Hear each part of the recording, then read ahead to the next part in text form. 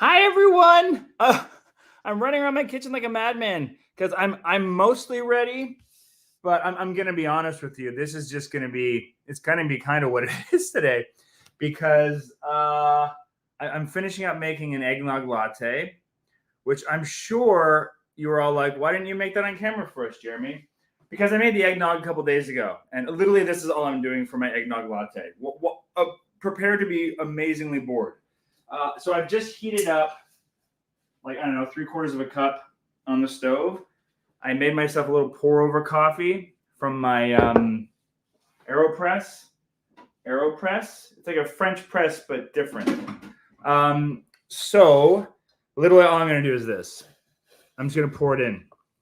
I don't know how to do the fancy coffee art and whatnot. I wanna learn that, but I haven't yet. So we'll do this for a minute while we wait for everyone to jump in. Oh, I just like shut up. There's a whole bunch of people here now. Hi, everyone. While I get myself organized for a minute, why don't you say hello? Some of you already have. Hi, Stephanie. Hi, Carrie. Hi, Kimberly. You made it. So glad you didn't have a hospital excursion this time. Hello, Carolyn. So give me a minute. Just rinse that out. Just going to rinse it out so future Jeremy doesn't get upset with all of the dishes to do. So the kitchen doesn't look nearly as chaotic as it is right now, but I'll give you like a behind the scenes of just how much of a cluster mess this is. I think I got all the ingredients out and ready to go. Hey, Marky, welcome. So this is going to be fun because I had planned to do some baking anyway today. And so I thought, well, why not throw the camera on and I can hang out with all of you and you can stay with me for as long as you're interested in this. This could go on until Christmas morning. So feel free to duck out if you gotta take a nap. But what we're gonna do today is I'm gonna make 3 things. And they're not super ambitious things, which I think is good for a lot of you. And a lot of them use some of the same ingredients, which is great because that makes it easy to make them all at once, right? And you know, Christmas flavors tend to overlap. So I'm going to try to be smart. I've made a plan for myself. I'll see how efficient it is as we go along. But we're going to be making gingerbread cookies. We're going to be making like a plant-based vegan Rice Krispie square that with like a chocolate glaze, so like super basic and simple. But if you've always said, well, I can't make Rice Krispie squares because I can't use marshmallows anymore. I mean, you can use vegan marshmallows, obviously, but I'll show you another way that you don't have to use either of those things. That actually makes it a little bit healthier because you're not going to use marshmallows at all. And the third thing we're going to make is, I'm going to say the name wrong. It's like papapacores. I got it's the recipe I used in the How to Be a Plant-Based Warrior Woman cookbook by Jane and Ann Esselstyn. And I just have them written down in my book as crispy ginger cookies that I love. So we're going to make those as well. So a lot in the same overall. So here's the thing. So everything today will be oil-free for sure. And the sugars we're going to use today are maple syrup, coconut sugar, and molasses. So it's Christmas baking, holiday baking, sorry. So things are going to get a little treatier. Okay. So a little bit of sugar is involved. If you could always reduce the amount of sugar, but I'll tell you this, I generally speaking always reduce the amount of sugar I use in my baking anyway, just because I find people use too much. So usually by the time it gets to my recipe, I've already cut it in half from whatever recipe I'm either modifying or basing it off of, right? So you can keep that in mind, that I've already reduced the sugar down to the point where it's still tolerable for my children, but not too sweet for me and Woody. So yeah, I was bad. I got really busy today because I've been working ahead on a bunch of videos that I'm posting because we're going to our farm tomorrow for the whole Christmas break, and the internet there is just awful. So I can't upload things from there. So I had to kind of get everything ready this week for all the videos coming up in the next couple of weeks. So I wanted to prep all this better, but I'm just going to make a couple really quick title slug so I can put it up so you know what I'm making when I'm making them. And I'll just throw that up at the bottom, just to remind people that if they're enjoying what they're seeing and they want to throw a tip in the tip jar down below, or check out some of our merch. I'm rocking it all. It's like Spaceballs up in here. I got the tube. Well, the tube isn't on the store. It's actually something I had made for when I had my TV show going on Bell 5. But the apron's there. I want to redo it and get this a little bit higher. So maybe don't buy it just yet. I want to redo that. And I have the brown t-shirt underneath. Oven is up to speed. Okay, I was making banners. Why don't you take a moment? If you have any questions for me while we get going, I have a moment right now to answer a couple while I make these banners really, really quick. I'm just going to call these crispy ginger cookies. And lastly is the Rice Krispie cocoa. Let's call them chocolatey. Oh my God, I can't spell. Rice Krispies with awesome. I might change that later. Okay. Don't mind me. Bless you all for putting up with my nonsense. And thanks for those who are joining in later. I know we're doing this in the middle of the day, so not everyone can join in while we're doing this. Kristen P says, Guatemala, I haven't found coconut sugar. What is another alternative? Great question, Kristen. Let me think on the fly. What I like about coconut, here's the thing. Sugar is sugar. There's all that. Coconut sugar, it comes from a bit more of a whole source. Maple syrup works really well. Monk's sweet fruitener works really well. Stevia, if you like stevia, can work. Maple syrup is what I like to use. And also for those who don't want to use maple syrup, if you're a kind of person that makes their own date paste or has some date paste, that would work in lieu of the maple syrup as well. And for the molasses, it's just kind of its own thing. You got to make molasses, unfortunately. Okay. So yeah, I don't know how long this is going to go for. I'm just going to keep this live as I'm baking. So I will not be offended if people need to go while we're in the middle of this. This could go an hour. This could go longer, honestly. And but I'll be honest with you, the longer this thing stays going, the more likely you already get some cameos from the other PB with J family people. Ephraim gets home from school in about an hour and a bit, and then Wooly and Annie will be popping by sometime after that. Is this too hot? Let's find out. Let's find out together. Whoa. Delicious. All right. Carrie's here for it. I am too, because if I leave, then it's over, right? So what we're going to start with, got to organize all my notebooks. One is for recipes, and one is just to remind me what the heck I'm doing at any given point in time. I'm going to try to cook back here. I have an awful, terrible lighting setup in this kitchen.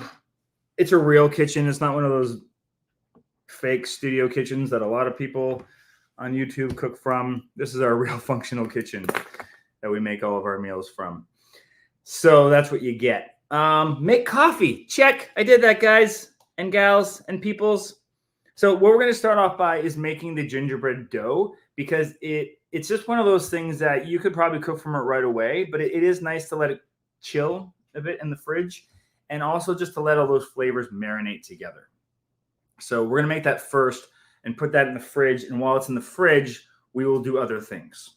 And then we'll come back and we'll roll those cookies out and bake them at the end of all of this. So let's start off by making that dough. Oh, and I have to relax. I feel like I'm talking a mile a minute. I really want to tilt that up, but if I do, that lens flare is going to be even worse. And I'm getting hot, so now I got a little extra shine up there as well. I'm debating which mixer to use for this. I feel like everything's going to get stuck if I use that. It gets to be a pretty hard dough by the end of it.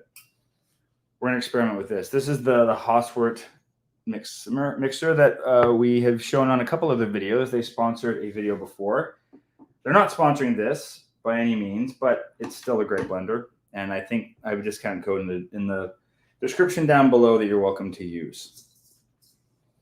Okay, so I haven't figured out a way here on StreamYard how to put the ingredients on the screen at the same time, and I don't have somebody helping me out. So I apologize for that. What we'll do is I'll just read out the ingredients and the increments that I'm using. Everything I'm going to make today is going to be gluten-free, so Willie can enjoy it. But honestly, I'm just using this all-purpose blend that I got from Costco that we've been using it for the last week or so, and we quite like it. Everything on there is pretty awesome. You can just swap that out with whole wheat flour, just 1-to-1. You don't need to swap anything else out. And otherwise, you can use your own gluten-free blend. For some of these things, I might even just use straight up oat flour. And if you have never made oat flour before, literally all you have to do is take rolled oats and blend them up. Don't buy oat flour from the grocery store. They just mark it up. And literally all they're doing is processing it for you. And if you have a blender or like a hand mixer or whatever, you can make your own oat flour. It's in like seconds. Don't spend money on the marked up oat flour. It's a ripoff. Okay, so what we're gonna do is, I keep on looking. I have gingerbread scones and gingerbread peeps, I call them here, in my pages beside each other. And I keep on looking at the wrong recipe, and I was like, why would I do all that? So we're gonna start off by making a flax egg. So to make a flax, don't mind me, I'm okay. Something fell. We're all good. To make a flax egg, all you have to do is take a tablespoon of ground flax and blend that with 2.5 tablespoons of water. How many flax eggs? I just need 1 flax egg, so I'm just going to make 1. And then you just continue to double or triple that as needed. And you always start with that. And then while you're doing everything else, it'll kind of start to become gelatinous and jelly.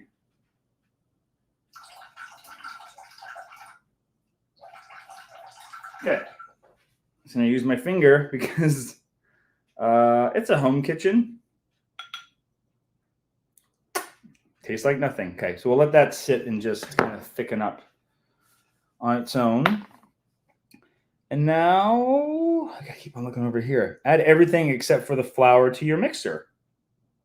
Thanks, Jeremy, for the great instructions. So we need 1/2 cup of our sugar. So I got out literally all of my mixing cups just so I didn't have to scramble. I got way more things than I need. That's the wrong size. 1/2 cup of coconut sugar. How's everyone today? I should pull the comments up so I can look while I'm baking, but then I can't really just concentrate on this. If there's a down period while I'm waiting for things to bake or whatnot, I promise I'll rip into those comments.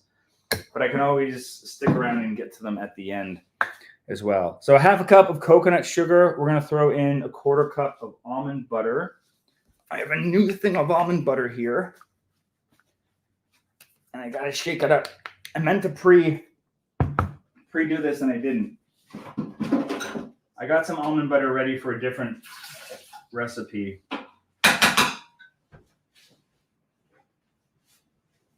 But not this one. Oh my goodness. Don't mind. It's chaos in here. Okay. So excuse me. Maybe I can answer a question while I'm if there's any questions. Chris says they usually do 3 tablespoons of water for their flax eggs. Yeah, I do that with chia. The increments I always was taught was 3 tablespoons for chia, 2.5 for flax. Honestly, that little extra 1/2 tablespoon probably won't make much of a difference. So I think we're probably both right. And if it's working for you, keep on doing you, Chris. All right. So you know what I'm talking about. This is the most important part of using natural nut butters is that first opening stir. If you don't do that properly, by the time you get to the end of this jar, it is just pure chaos. Am I right? It's kind of like in Jurassic Park when John Hammond wants to be there for the birth of all the dinosaur eggs. I want to be the one that opens up the nut butter in our family because honestly, I love my family, but they just don't care enough to stir it up properly. And then I'm always the one at the end of the jar scraping the heck out of the bottom of it to get it all out. Okay, that's pretty good. Mindy knows it becomes a dry, hard lump, right? Right, Mindy knows. Thanks, Mindy. I assume that's what you're responding to. Okay. What did I say? A quarter cup.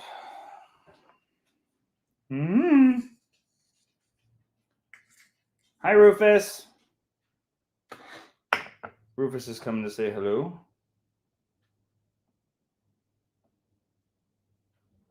Oh, that is a overflowing quarter cup. Pour some back in. I almost just put it all in because that's kind of how I roll sometimes. Okay.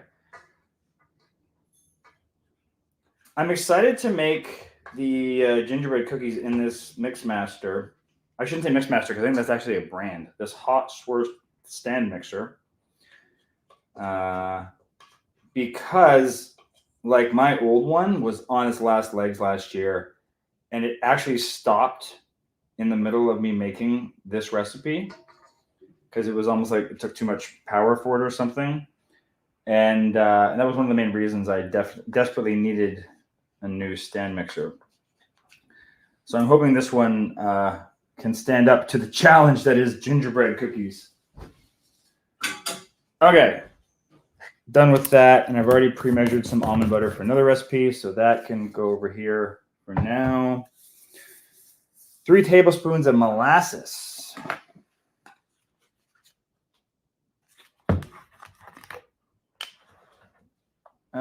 Maybe, you know what I'll do? Because I'm not actually mixing this yet. I should have done this before. That's going to drip somewhere. Let me turn off this banner so you can see a bit more of what we're doing. Here we go. Hopefully that's helpful. Okay. 3 tablespoons of molasses.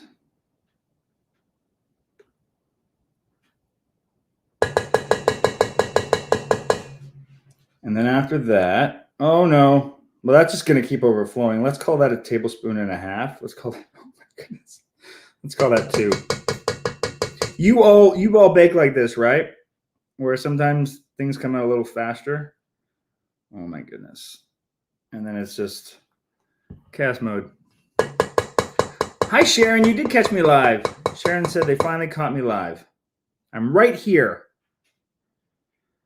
I just thought I'm going to bake all afternoon anyway. Why not have some company with you fine, lovely people, right?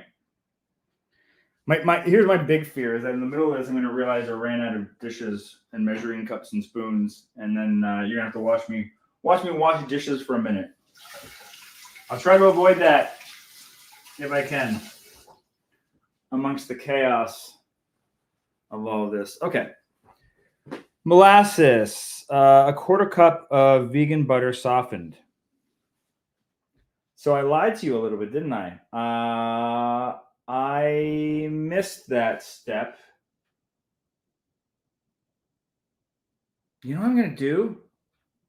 I don't know if this is going to work. Do I have silken tofu? I'm debating just using tofu as opposed to the butter. But I feel like, because they're just cookies, I'm not making a house out of this. I don't think I have any avocado. I want to try to avoid using the butter if I can. But I don't know if I planned accordingly for that. I have firm tofu and that's it. And I don't think... Wait a minute, that's not true. Aha!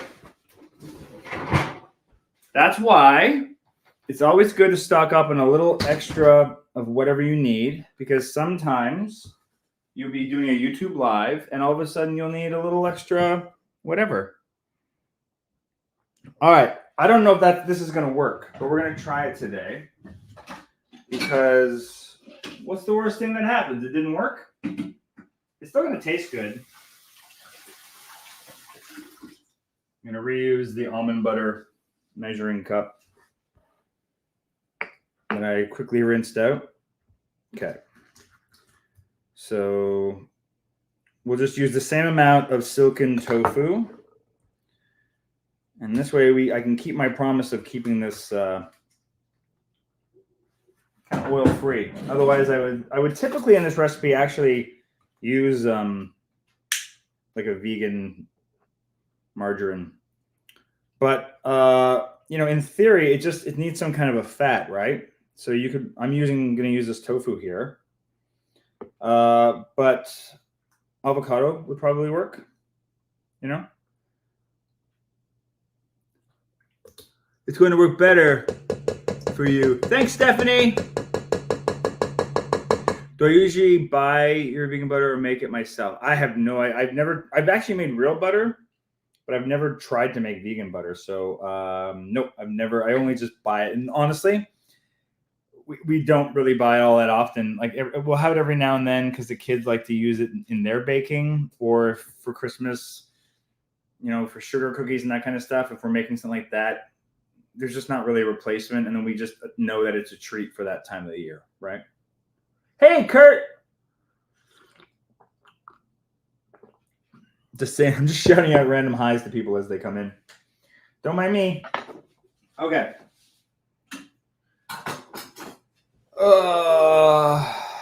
Now where are we at? Okay, so I did that, and we'll see how that works. I hope you enjoy. I know a lot of you do. You've made lovely comments about how you enjoy that I just kind of go with the flow, and I'm not scared to like muck about in the kitchen and make mistakes and whatnot. I just figure that's the only way you learn, right? Same as when we were all kids. None of us stood up and walked right away. We all fumbled around for the first couple of years of our lives. And the only way you know something is no good is if you try. So that was a quarter teaspoon of nutmeg. We're going to do a half a teaspoon of cinnamon. And we're going to do sorry. We're going to do just like a dash of cloves. I mean, cloves are such a personal thing, right? If you love cloves, put more in, but that's pretty good. So you have a couple options here is you could either put like a teaspoon or so of ginger in, of like ground ginger, but I'm going to use my microplane and I'm going to use fresh ginger. And here's a little trick if you don't know this already. To clean off ginger, a lot of people cut it. This is all you have to do. Take a spoon, take the back of it, and just scrape it. Like this. I can't get too close because I don't know if you can see that. And then you're not losing any of its shape, right? You're just kind of peeling it. And I'm only doing this because I'm doing it for baking. If I was actually just using this for a recipe, like a meal, I might not even do this. And I'll just microplane it with that skin on because the skin doesn't really have much of a flavor. It doesn't wreck it. But because this is for baking, I'm going to be a little bit more anal about it. Okay. And then if you don't have a microplane or like a zester, which is kind of what this is, you could also use a box grater and just use the really small setting for the grater. Would work as well. But I'm just going to use this. I'm going to do more than I need. I'm going to do about a tablespoon for this. But I need more because I need some for the crispy ginger cookies later. And like I said, if you just have fresh ginger or ground ginger, that's fine. But wow, does this make a difference? I know every single person I've made these cookies for, they say they've never made gingerbread before. Uh-oh, it's leaking. Let's let it leak into the dish. And they're always just kind of amazed by the difference in the flavor between store-bought gingerbread and homemade when you grate your own ginger. It's just kind of night and day. Okay. How much did that make? I want like a tablespoon worth. That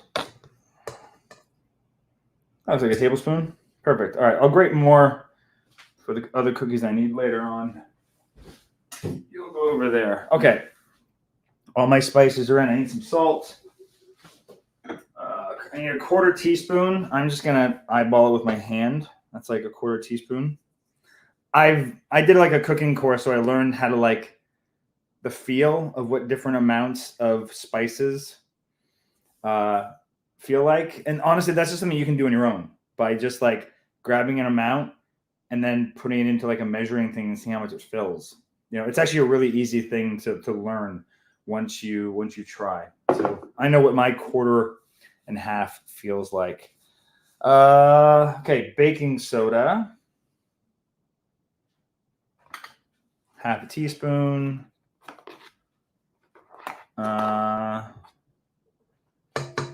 And that's it until we mix in the flour. So now I mixed all this together, and then we're going to add the flour after. I'm just going to double check to make sure I haven't missed anything. Nope, got it all. Good job, Jeremy. Okay.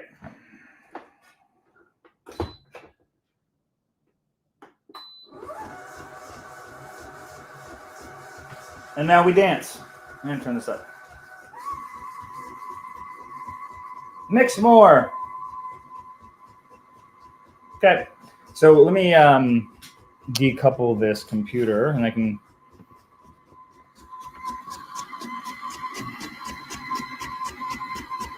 Oh, I wish you could smell how good it smells with that fresh ginger.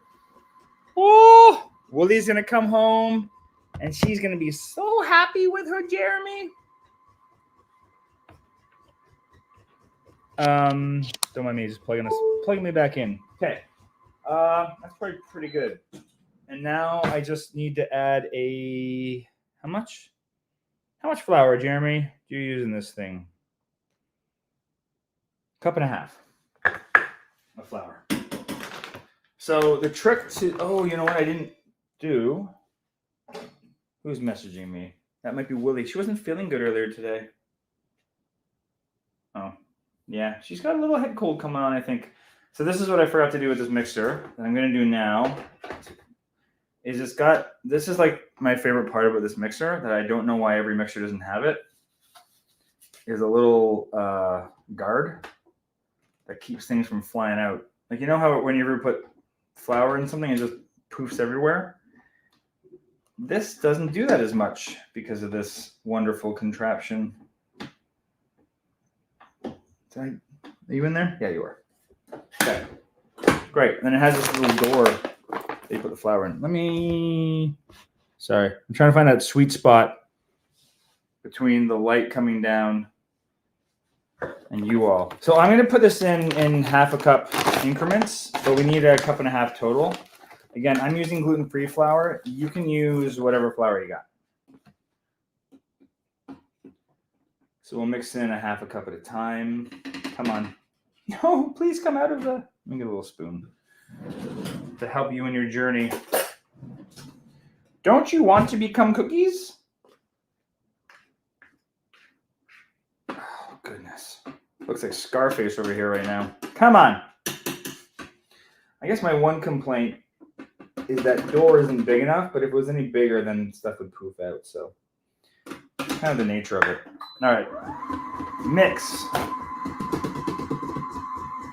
I want to blow into this so all the flour goes inside. Maybe I'll just use my finger. That seems unsanitary too. Okay, that's pretty good.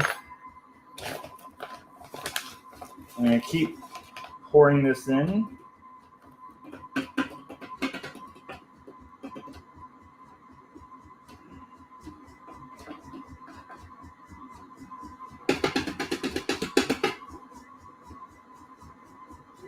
Nope, blowing it was bad. Blowing it was a bad idea. Don't blow it.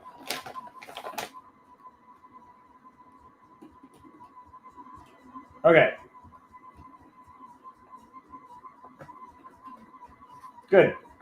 We're going to let that do its thing.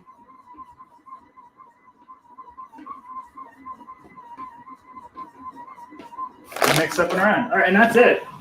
Really.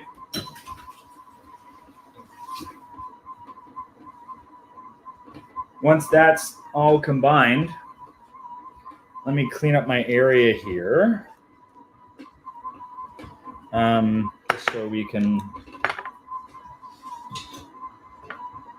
keep going. So that's that. So Now what we're going to do as soon as we're going to get, oh no!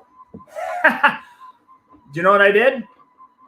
I didn't put in the flax egg, but it's not too late. That can go in right now. Whoopsie.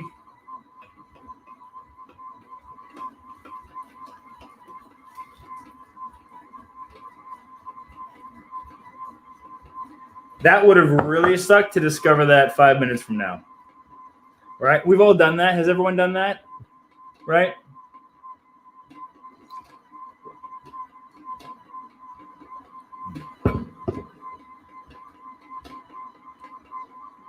The sieve on the microplane was for that. Oh, Sharon says she's learning the. Sorry, I'm just reading your comments. Like cutting the peppers, I didn't know that the sleeve of the microplane was for that. Oh, for draining the juice off into? Yeah. You know what? I don't know. I just use it for that. I don't know if that's like an intended thing or if that's just some kind of weird kitchen hack I came up with. But what she's talking about is I put the microplane on upside down. So it catches all of the stuff you're grating, but it also catches the liquid, right? So if any liquid comes out, you can use that. I mean, on most things you zest, there's no liquid anyway, but on ginger, there is. And it's like having a ginger tonic. It's beautiful, right? It's all flavor. Why would you throw out don't throw out flavor anytime, right? Worst case, save that little juice and put it into a tea or something, right? Don't throw out flavor. Maybe I should make that a t-shirt. Okay, so now I'm a little worried that because I put that flax egg in late, that this is going to be a bit soft and gummy. And so this is the point where you just got to judge and see if you think it needs a little more flour or not.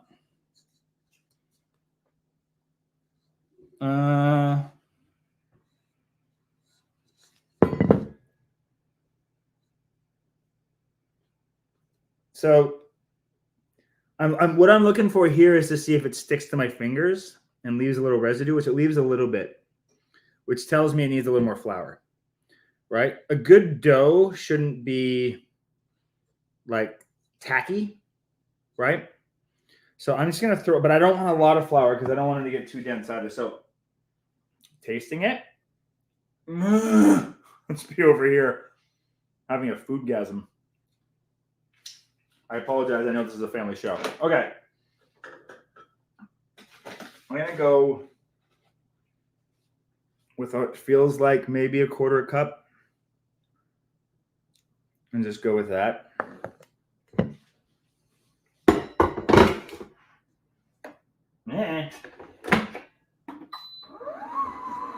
Let's see how that goes.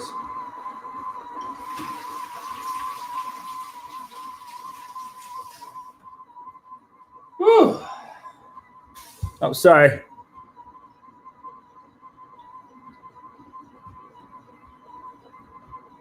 Hey, CL, no worries. Thanks for popping by. Yeah, this is a hard time of year.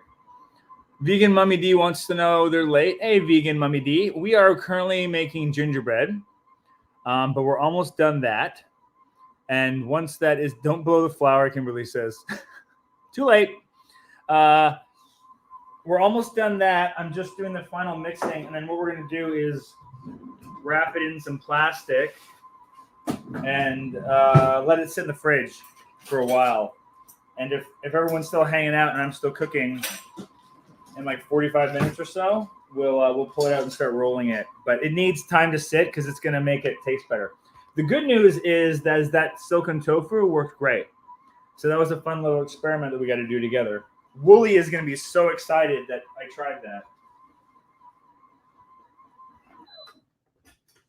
And for those that have never watched the channel before and don't know who Wooly is, that's my wife. And if you want to know why I call her Wooly, you got to watch a video I put out last Wednesday where I answer your questions. Okay. Oh, the flour bag from Costco? Yeah. I've never seen it before. We got it last weekend. It's Ardent Mills is the name of the company. So, and Costco's weird. Like some things that are in some Costco's aren't in others. So I don't know if they're like rolling this out all around. This isn't like a Kirkland brand. So this is something they might just be trying out, or it could be a promotional thing that they don't intend to have long term. Okay, how are we doing for? It's a little less tacky. What I'm going to do now is move this. I'm just going to do it here because I feel like if I keep doing it in the mixer, it's just going to give me diminishing returns. So I'll just kind of like do the final kneading in here, but I need a stiffer spatula than that.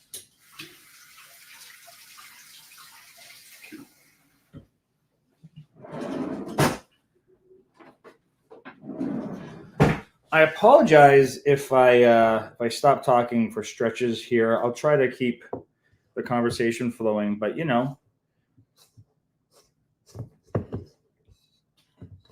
concentration mode kicks in every now and then.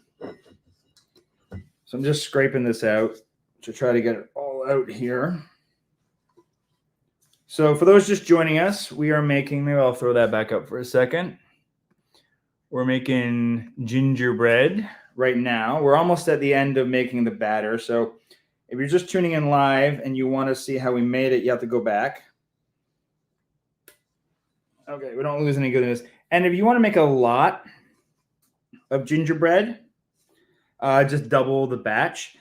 If I was going to make, I use this recipe to make gingerbread houses as well, although I haven't had a lot of success with the gluten-free blends, but they make people really well, or cookies, or whatever you want to call them.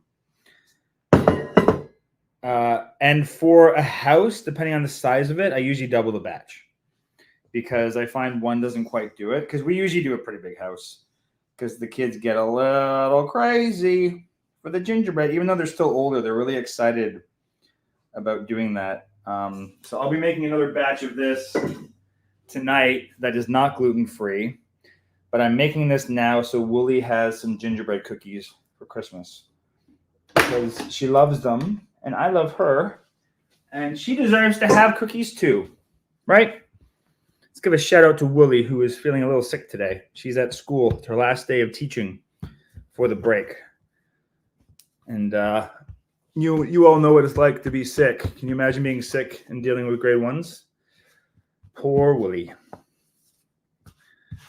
Maybe she's watching the live stream with her grade one class. I don't think so. I don't think that would go over well with the parents. Okay, this is pretty good. So all I did was I added a little extra flour to it, and I just kneaded it down here. And then I'm just going to turn it into a bit of a ball. See, now it's not sticking to my hands at all, right? So we're just going to form this into a ball. And this will make like 18 big cookies or a lot smaller ones, depending on the size of your I dropped my whisk. Your cookie shapes. I bake these at 350 for, what do I write down here? 8 to 10 minutes, depending on your oven. Just keep an eye on them. So what I want to do now is I want to wrap this in plastic and put it in the fridge. And I'll show you something I do to avoid like saran wrap. So we, every now and then we buy the Ziploc bags, but how to make them like airlock free is you get a straw. I have a metal straw here. You pop in the thing you want to do. You zip it up almost the entire way. And then you pop the straw in just for that last little bit. And then you suck the air out.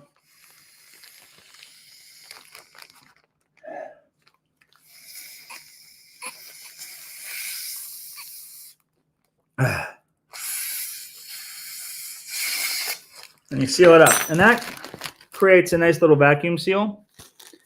And I can reuse this, So it is plastic. I'm using plastic, but it's reusable. And a reusable straw. So this will go in the fridge. And you can leave this as long as you want. You can leave this for a day or two, a couple days before you go and bake with it.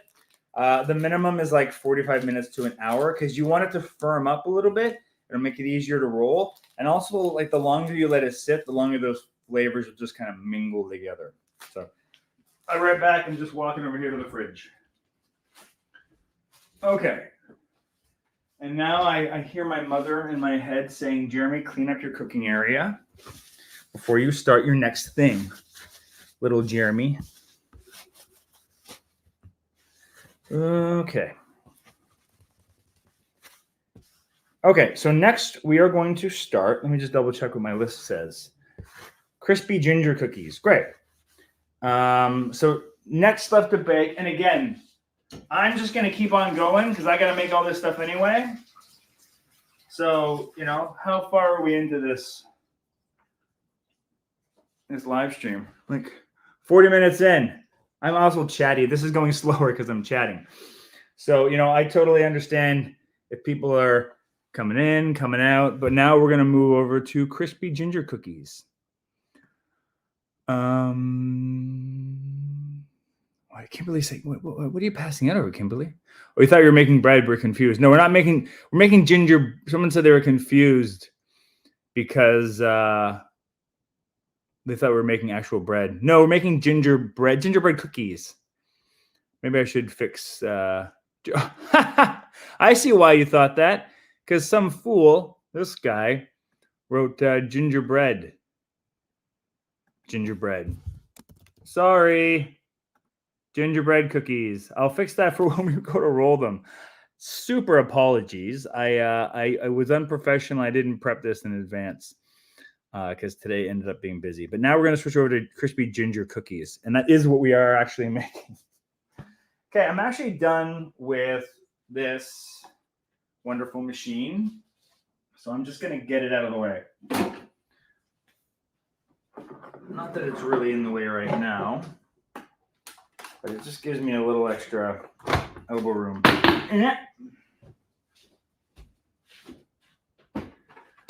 Okay, so I actually haven't made these since I made them for that cookbook review. And actually, that's not true. I made them once more, just to kind of tweak the recipe a little bit. So that's what we're using today, but it's not that much different. I think it's just more like a spicing kind of thing I tweaked because the recipe is really good. So our oven is preheated. We're good to go with that. So in a small bowl, we're going to mix together all of our dry ingredients.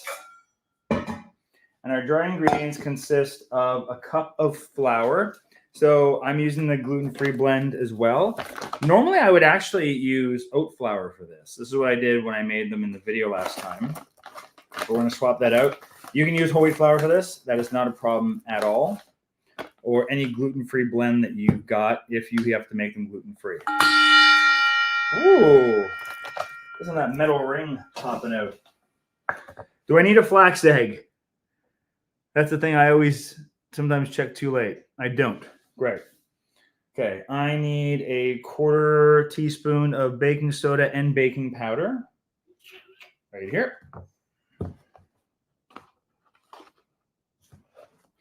Boom, da-da, boom. And then spices again. And what I love about this one is it has pepper in it. So we're going to grab our pepper mill. It calls for a 1/4 cup. I'm going to eyeball it here. A 1/4 cup. Oh my goodness. Can you imagine this was a 1/4 cup? A 1/4 teaspoon. Don't put a 1/4 cup of pepper in here. I'm smelling it to check the amount. Got it. Nailed it right there. Always smack the bottom of your pepper mill and then the little extra pieces will come off. Okay. Pinch of cloves. Where did my... Here it is. Ooh, you don't want too much cloves because you've got a lot of pepper in there too, right? And the two things will might fight with each other a bit. And it says a 1/4 teaspoon of cinnamon, which in my heart always means a heaping amount of that because cinnamon's awesome. Woo. Okay. And that's that. I think.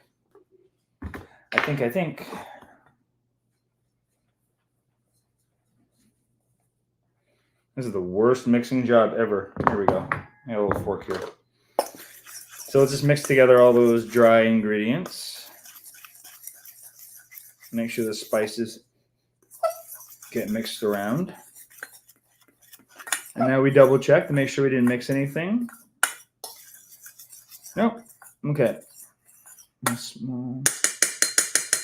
And now we just add, in the wet ingredients to that. Is this bowl too small? I don't think so. So it's a half a cup of, I'm gonna rinse this out. Half a cup of maple syrup. Again, you could use date syrup here.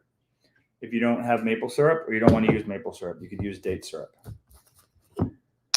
And you know, I'm just gonna turn this off so you can see more of what's going on over here. And I pop over the comments too, see what I'm missing.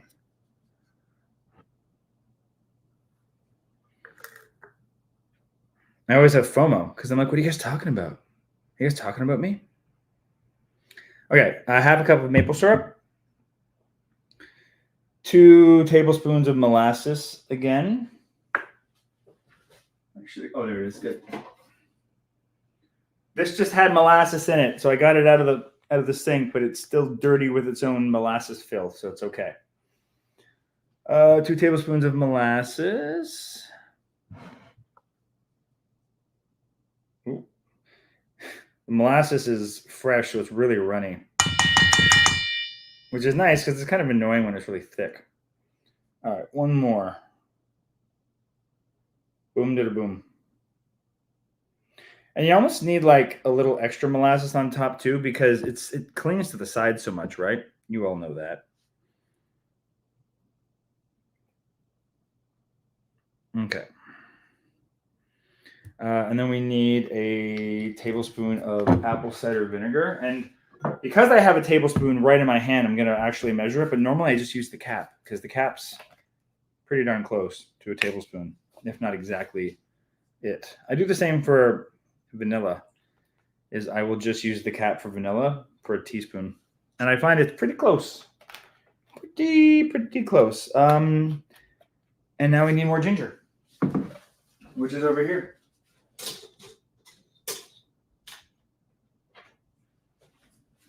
So, and we'll just microplant it right into our bowl. Now this is going to make a, if I remember correctly, and based on what my notes remind me of, another little refresher on remember how we grate the ginger. We're just going to scrape a little bit of it away. This also is really good for digging in there and getting out those hard to get spots. And you just don't waste as much of your ginger this way by cutting it away or however else you would do it, right? You can pick off the hard spots. You just, it just moves along to the contours of the ginger itself. And I love a big, thick, hard piece of ginger like this. I hate when you go to the grocery store and they have all the little piddly ones. I feel like, I don't know. Those ones in particular, I wouldn't do this with. I would just grate them. For baking, I like to grate them. But for cooking, if I'm making a stir fry, I'll just microplant it or grate it with the skin on because it's fine. Okay, so I'm gonna try to do this evenly so we can collect the juice, or I'll just do it like this so the juice will automatically drip in. Science. So I'm looking for about a tablespoon here-ish is the amount that I'm gonna want ultimately.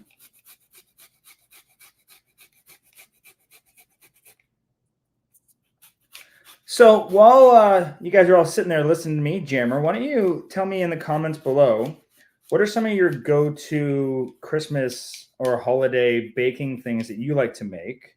And if you're having any problems with like figuring out how to make them plant-based or whole food plant-based particularly, let me know. And either maybe someone else that's watching can chime in, or I'll chime in when I have a second. If you have any questions about any of that stuff. All right, how am I doing here? Is that a tablespoon? Yeah, it'll do.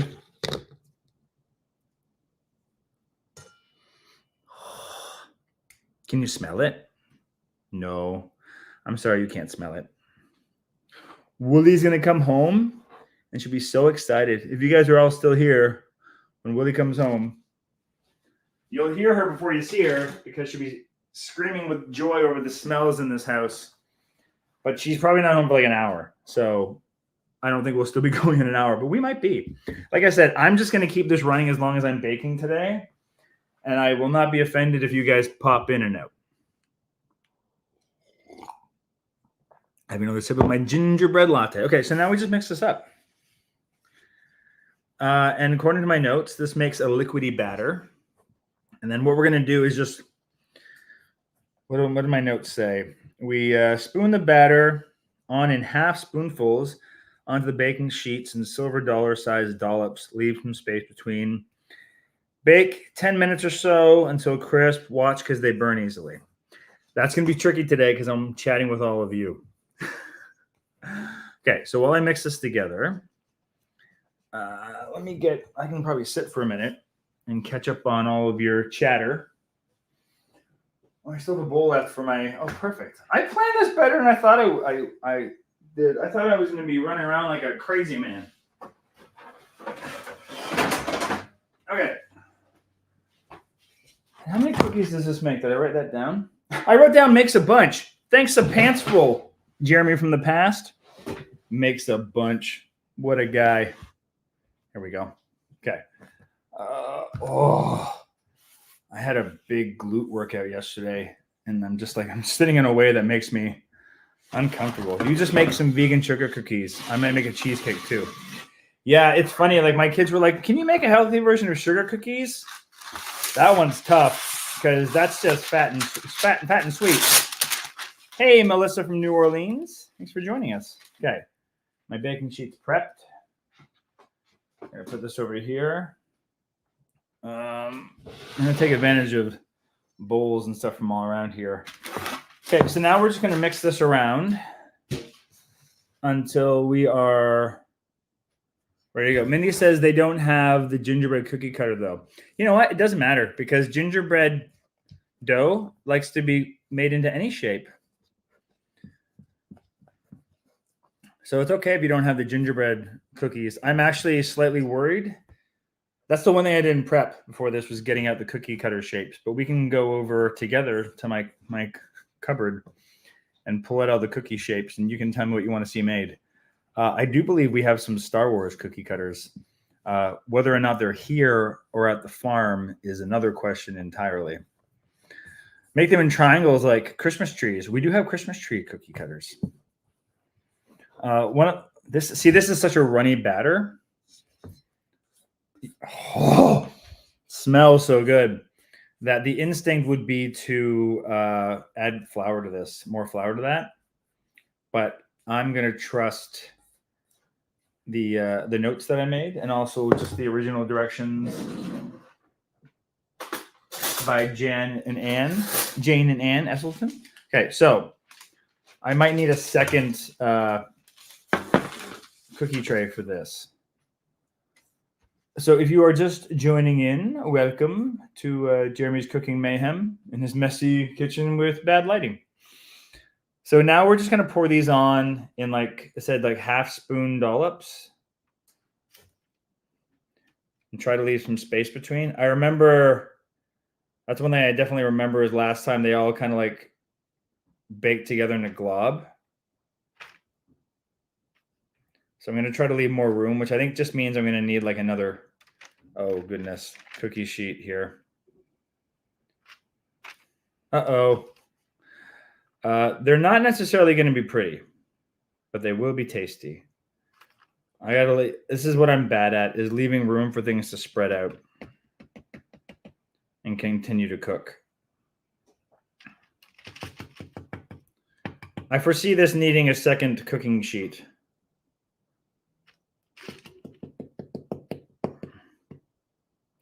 This is the tedious part of baking, right? Where you're just kind of rolling out shapes and whatnot. So I'll try to make this part not boring. Why don't you here? This is the thing. This is the time where I have to answer any questions. If you have any questions about either holiday stuff or just anything in general, we can kind of treat this as a Q&A session of the cooking while these things get ready to be turned into cookies for my mouth.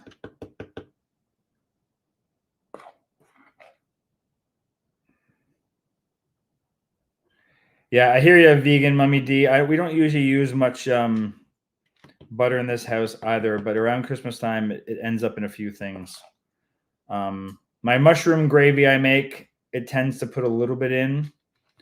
I avoided it earlier in the gingerbread, although you know what, I will tell you, when we make the gingerbread, or the Rice Krispie squares, I'm gonna top them with like a chocolate layer that I will use a little bit of coconut oil for, just because I find when you melt chocolate, you need just a little bit of it, or it doesn't spread.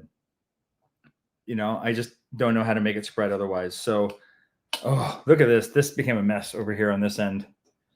We'll break them apart after. They're still all going to taste good, but they do get really runny and thin. I'm going to try to put one more over here, and then that's it. And then the rest we'll make in a separate sheet. So you're going to go down there, and we're going to get a second baking sheet ready. Here.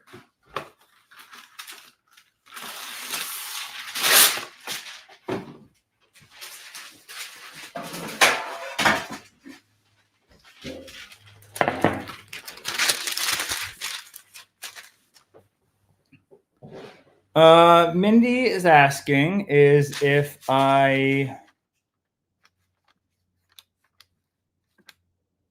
mostly use organic.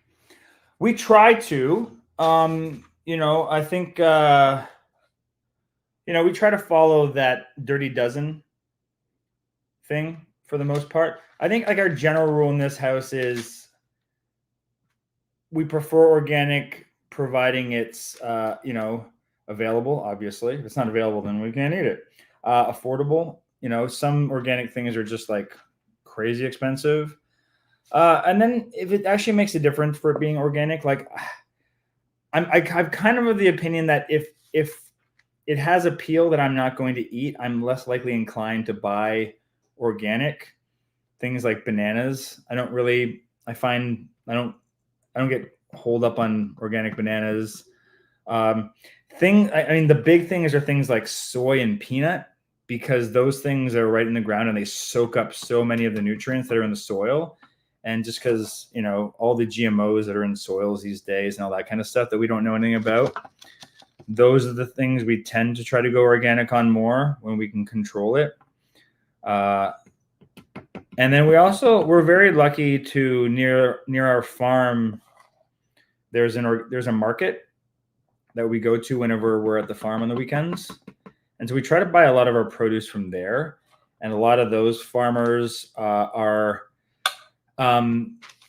they're like unofficially organic, because a lot of the organic practices are pretty, I don't want to say corrupt, but there's a whole system of what the farmers need to do to make their farm certified organic that makes it really hard for them to run, right?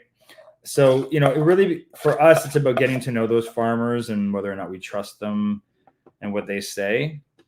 And you take a leap of the faith, and kind of like, you know, what all the best health gurus say, if it's a choice between eating the thing and not eating the thing, you should just eat the thing. If it's a vegetable or a fruit, as opposed to eating something processed, it's still better to eat that in its non-organic form than it is to not eat it at all. So, you know, that's kind of where we land on that as well. So I did much better on this batch in terms of making them spread out. The first one's kind of like the first pancake you make. You know what I'm saying?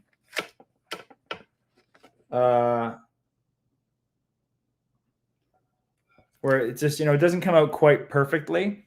Or in our house, Annie jokingly refers to her brother Ephraim as the first pancake, which he doesn't love that joke. But both Wooly and I are second children in our families, so we're also the second pancake. Oh, you must be so sad that you didn't just taste what I tasted, because it was good. Put the perfect amount of pepper in there. Okay, we're gonna pop these in the oven. Let me change the angle of my laptop camera. So these are gonna go in, what did I write down? 10 minutes or so. I don't like that I wrote or so. Okay.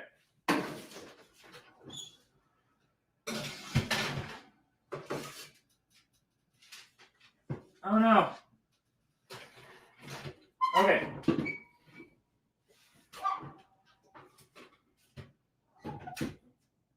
We're good. 10 minutes on the dime. Sweet. We are rocking and rolling over here. Okay. Allow me to take a moment to just have a seat and have a slurp of my coffee and figure out what we're doing next, which is making the chocolatey. I wrote down Rice Krispies with awesome. Maybe I'll adjust. I'm going to leave that up there. The awesome is some chocolate, is what the awesome is going to be today. Getting overheated again, so that's coming off. Don't mind the reappearance and unappearance of that. Where's my water bottle? Oh.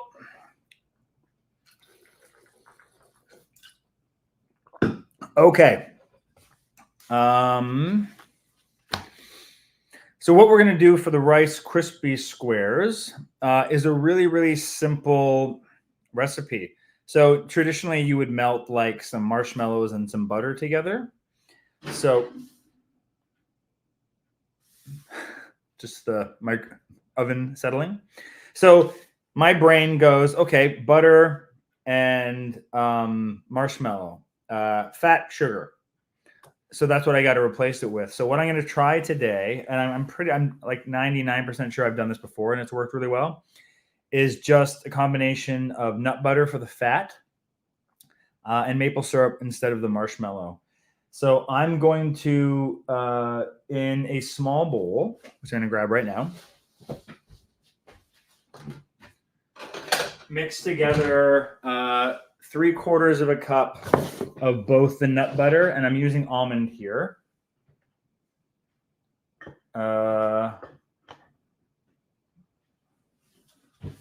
Okay, don't mind me. I'm just reusing the spatulas because they're all using similar ingredients. Who's texting me? And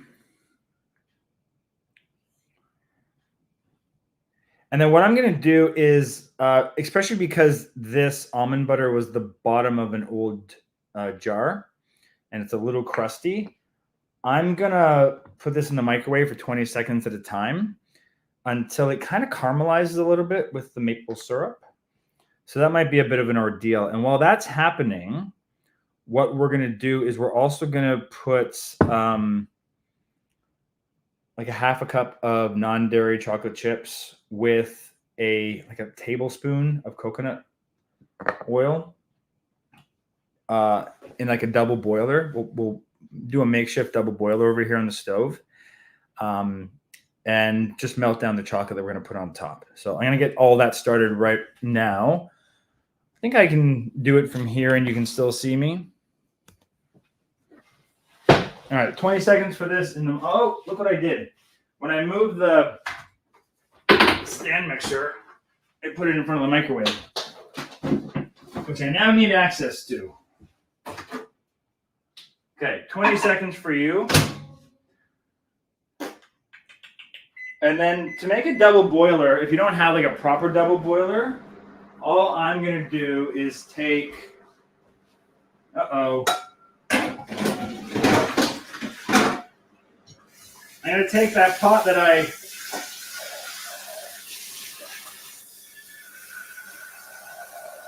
this is the pot that I made my latte with. It still needs to be washed, but it'll be fine for this. So I just put a little bit of water at the bottom. I'm going to turn this up, and I'm going to put like a metal or a glass bowl on top. And this will keep your chocolate from burning while you're in the kitchen. And this is especially a good thing to do if you're like what we're doing right now and you're running all around and doing a bunch of things. because if left unattended, chocolate will burn really fast, and you don't want that. So, bowl is a bit big on this one. Too small. That'll work. This will work.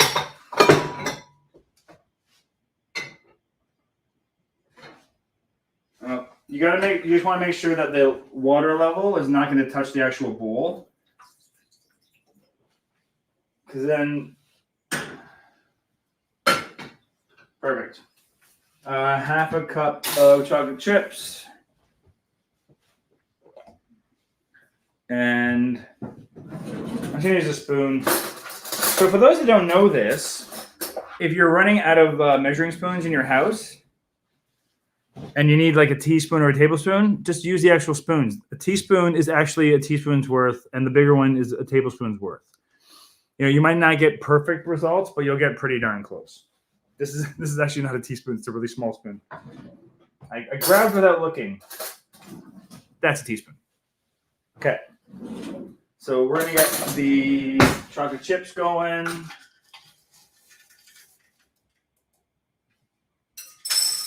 Whoopsie. And then one for me. I caught it. You saw that, right? Ephraim's going to be so impressed when he gets home.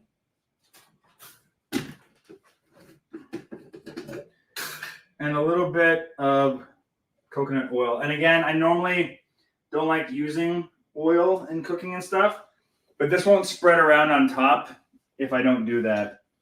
I've spent too many days getting upset over how chocolate doesn't spread, and I finally just sucked it up and realized that for the treatiness of it, I need to use a little bit of oil. Okay, so now we're gonna get a spatula. That's doing that. This is doing that. This is great. And then we're just gonna keep. This is just gonna be a work in progress. So while we do this, we're gonna get 3 cups of Rice Krispie squares ready for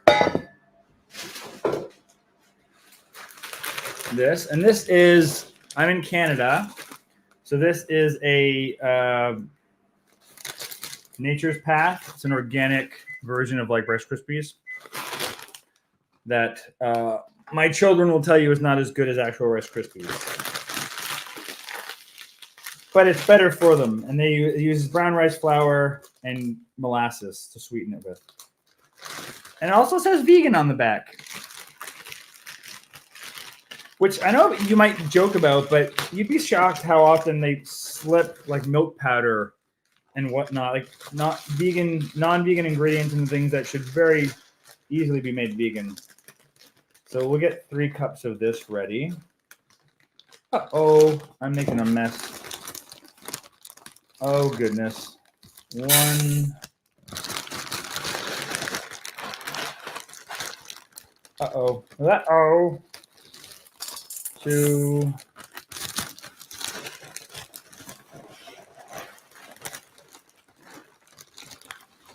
3. Good enough.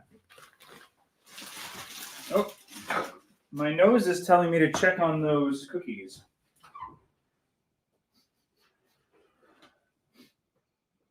Too soft. Okay, and turn that down a little bit. Okay, that's ready. This is ready. Okay, now is another good point in time that if you want to throw any questions into the chat, I can probably answer some stuff as I'm running around in here.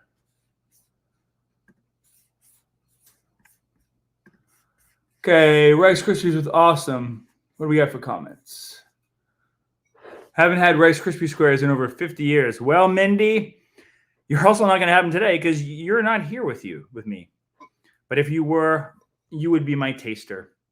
You could be the person to lick my spoon, Mindy. That sounded dirty. I'm sorry. I apologize if that was dirty in any way. That's not how I meant it. Okay, this is going to need a beat. Who's keeping track? What's that? This is the second time I'm putting it in? let's do Vegas odds. I'm gonna guess this is gonna require like three trips back and forth. And for you,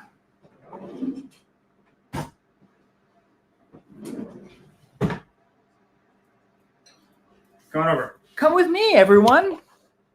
Come with me, and you'll see. So that's the chocolate, and it's going pretty good. We wanted to get it nice and melty. I'm gonna turn the heat down. So this is good. This is what we want. It just gets a little more slippery and slidey with that oil, right? So let's let that do its thing. And I'm going to turn that heat way down. And you know what? Let's put you down over here. Hi, cookies. Uh-oh. Everything's happening all at once. All right, you're going to go there for a second. Stay. Yes, I hear you.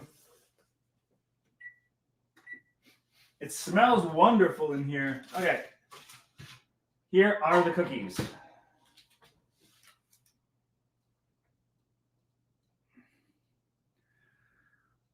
I kind of want to put them in for another minute. They're soft still. It did say 10 minutes or so in my notebook. So I'm going to rotate them over and put them in for another like 2 minutes. And I'm getting risky here. Wooly would say I'm being a little reckless. All right, this chocolate is pretty much ready. So right now I just really want to put it on low and just keep it melty. But what's good about this with the double boiler is I can leave this for a long time and it's not going to burn or seize up or do anything crazy. I'm not like going to the trouble of trying to temper it by any means and get it to a perfect temperature. Just because I've honestly never done that before. I don't know. I've never tried to temper chocolate. Okay, so I'm going to be honest with you with this. I'm going to burn my hand. No, I'm not. Here we go. Oh, yes, I am. Ow. So, here it goes. I'm a little worried about this almond butter because it was really, like I said, it was the bottom of the jar, but it's starting to come together. I'm gonna guess one more, or maybe not. Maybe this is it. I do want it to caramelize a little bit, so I kind of want to do it like one extra time than I should. You know, maybe one more time. We'll get it where I want it to be. Okay. And the cookies are ready, and the chocolates are ready. It's all happening. It's all happening, everyone. Everything's happening all at once. Okay, I'm done with this. This can go up into our storage locker of shame, which is where we keep chocolate and oil. Get in there. Okay, cookies are coming out. Okay. Yeah, I'm going to pull those out because they're starting to brown a little bit. Okay, yep. But I'm keeping you on for the cookies. The gingerbread cookies. Okay. You sit there for now. So, pretty good. These will need to sit. They're going to firm up as they cool down. So let's just leave them over here to do their thing. And the chocolate's good. And checking in on...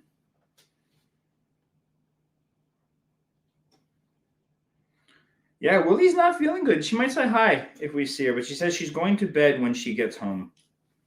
Poor Willie. I'll have to feed her breakfast in bed. And by breakfast, I mean dinner. Okay. I don't want to burn my hand again. No one likes to be sick at Christmas. Okay, we're doing really well here. Okay, this is pretty good. There's still a couple little chunkies in here, but I think that's as good as it's gonna go. And also, who doesn't like a couple little chunkies? Oh, thanks everyone. I'll let Wooly know that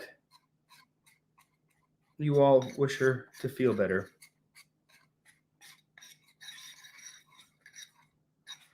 Joan says that Saturday is going to be a baking blitz for them too. Yeah, me as well. I'm probably going to do more baking on the weekend once we get to the farm. It's tricky because we only go there right for the holidays at this time of year. And I don't want to have to transport a lot of stuff back and forth, especially a gingerbread house. I did that one year. I made the gingerbread house here, and then I tried to transport it in the car to the farm. And it actually worked better than it should have, if I'm being honest.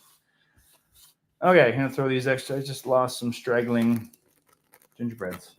I'm all flummoxed. Rice Krispies. Okay, so we're going to use you. Okay, so now all we're going to do is just pour this mixture into the Rice Krispies the way you would like with your butter and marshmallow mixture.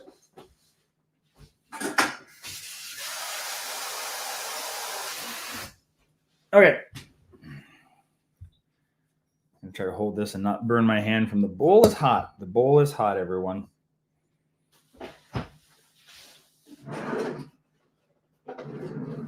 Use these little things.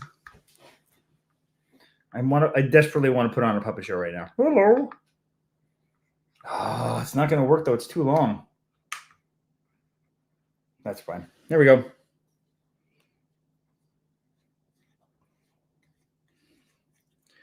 All right. And then we're just going to mix this up. So if you have a nut allergy, what can you use instead of nut butter? You could use tahini. Tahini would work just fine. If you don't have a seed, if it's just a nut allergy and not a seed allergy. That would be my first go-to. And if you don't like that for some reason, then it would be like, I don't think an avocado. I mean, I got that silken tofu over there, right? You could try that. I don't know how well that would work though. I mean, the nut butter just adds so much flavor to it too, right? And you could easily use this with peanut butter instead of the almond butter. I just find almond has like a richer, earthier flavor that I like in baking more than peanut butter. Like almond butter, like you can still taste it. It announces itself, but when you put peanut butter in something, it's just like, yo, I'm peanut butter. It just takes over everything. It becomes the kind of star of its own show. So here we go. So that's coming together real nice, just like a Rice Krispie square should. So now what we're gonna do is we are going to pour this into a baking square pan. Yeah. You agree? Peanut butter takes over the whole thing. Thank you. Pelia? How do I say your name? Unless that's just the handle. Okay, great. So I need a little bit more of this for this.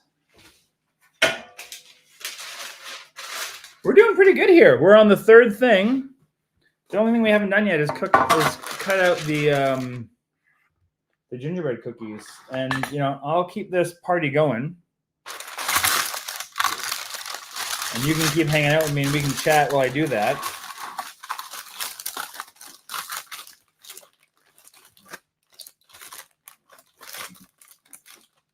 Joan says they used to make the yummiest Rice Krispie treats.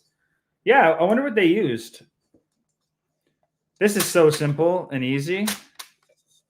And it's what I like about this recipe that I'm trying for the first time that I kind of made up in my head. If it works, and it's going to work just fine, is it's the kind of thing you can just make up based on what you've got in the kitchen, right?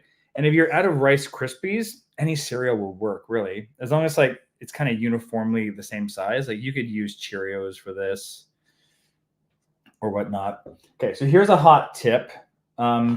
Two options. Oh no, I got maple syrup all over the counter.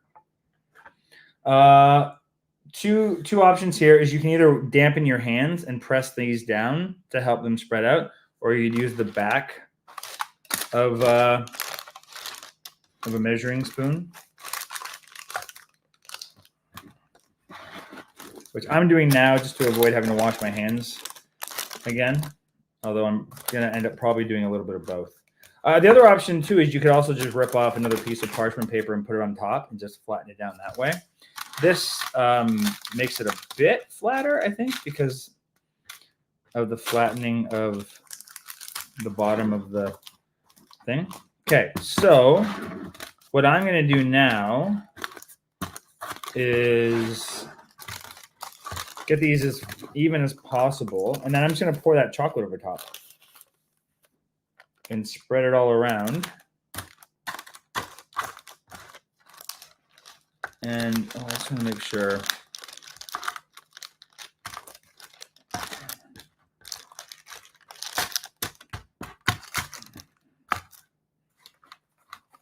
Okay. It's going to be, that's pretty good. That's pretty flat. Pretty good. Okay, so. Yummies. Okay, I'm going to angle this down a little bit so you can see what I do with that chocolate. Where did my, there we go. So don't burn my fingies.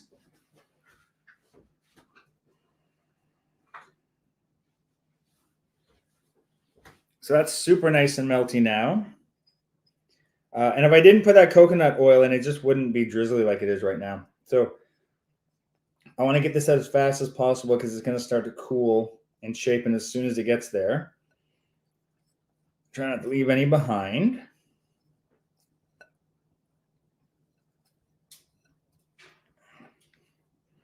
Okay. And then we'll just do this and do our best to try to get like a nice even glaze everywhere. Although, this might just be a case where I don't have enough, or it seeped in. Okay, so take my recipe for this and double the amount of chocolate, maybe, or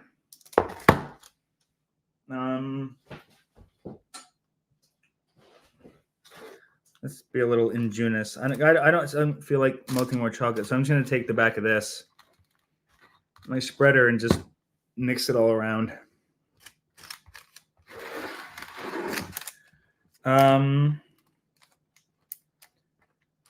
And you know what I'm going to do to make these a little extra holiday treaty fun?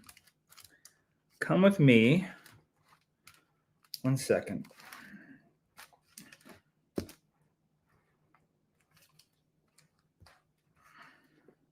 Okay, that's good. Okay. Good, great.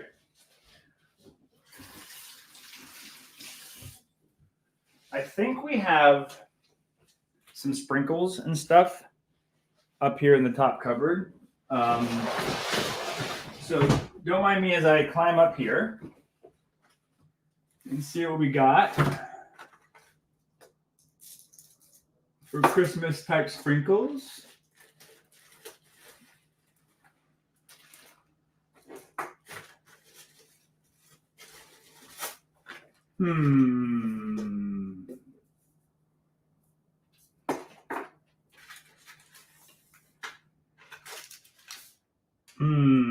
These guys. Okay. Don't mind me. It's a little gymnastics in the kitchen.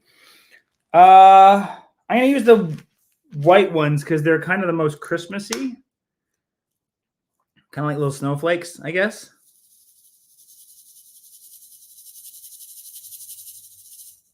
Want to see?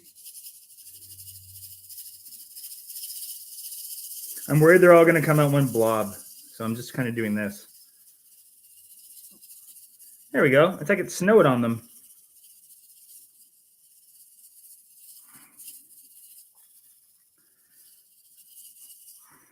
Sweet. Oh, too much.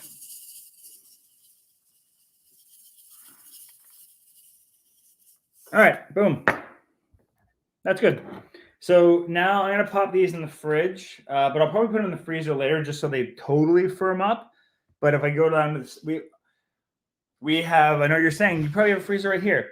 We've actually made, this is a double fridge where we made the top part of fridge as well, just because we like to eat a lot of produce. We do a lot of kitchen experiments. So we have like a big full freezer downstairs. So this will go in here for now. And then I'll put it in the freezer later on. But actually, it'll firm up in here just as well, I think. So those are done. These cookies, let's see. Ooh, do you hear that crack? Pretty good. Oh, yeah.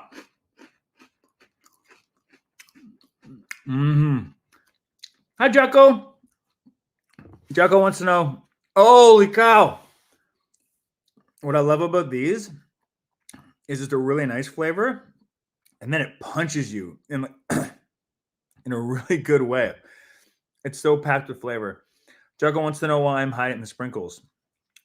The answer is Annie. I hide the sprinkles because Annie would put sprinkles on everything if she knew that we had more of them.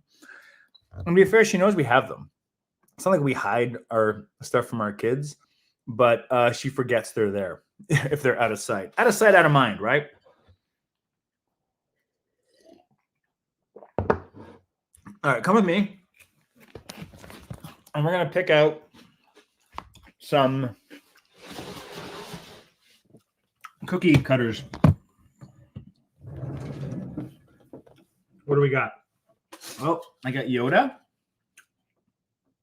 Oh, that cookie is so good. I got C-3PO. I got Chewbacca. He's the most gingerbread-like. I got Boba Fett. Are you noticing a theme? Oh, I got a Stormtrooper. And there's Darth Vader. That's my six-pack of nerdiness. And so what's cool about these is you cut it with this side, and then you turn it around, and you do an imprint here, and it leaves little marks. But those are not super holiday-esque. What do I have in here? I'm actually a little nervous that I don't have our actual gingerbread men might be at the farm. I might just use those, actually. I got a skull and crossbones. What says Christmas like skull and crossbones? Those are for Annie. I got a 4-leaf clover. Yeah, I think all of our Christmas ones are at the farm. So I got a cat, a butterfly. Wow, these are a bunny. I got this little star. This is good because it's nice to have some small ones. I don't even know what that is. It's like a random shape. Okay, this is what we're gonna use. These very non-holiday. The cat. Did I grabbed the cat. Kimberly, just for you. Okay. I cleaned the floor, I swear, just before I did this. I'll be right back for you.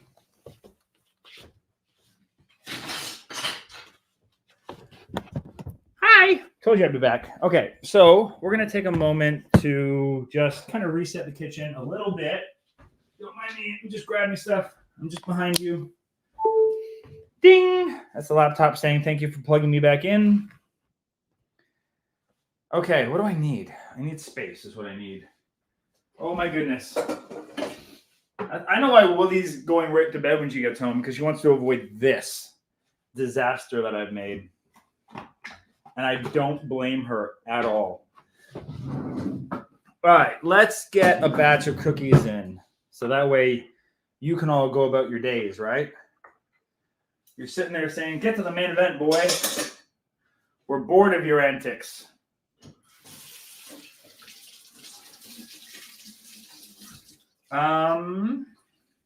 So while I tidy up, how about I tell you about some of the fun things that we're going to have coming up on the channel, both in the next 2 weeks, but then also afterwards. And you can let me know if that sounds exciting for you or not. So on Saturday, we have a video where we're going to walk you through our favorite 10 cookbooks of the year that we reviewed. We did almost 20, I think. So, you know, the list is really only getting cut down to 10. But I'll kind of walk you through why we picked those ones and what makes them kind of stand out to us. So that's coming on Saturday. And then I have, I mean, most of you probably won't need this, but there's going to be information in there for you as well. I have a Veganuary's guide for the new year for people that are trying to, you know, start eating this way.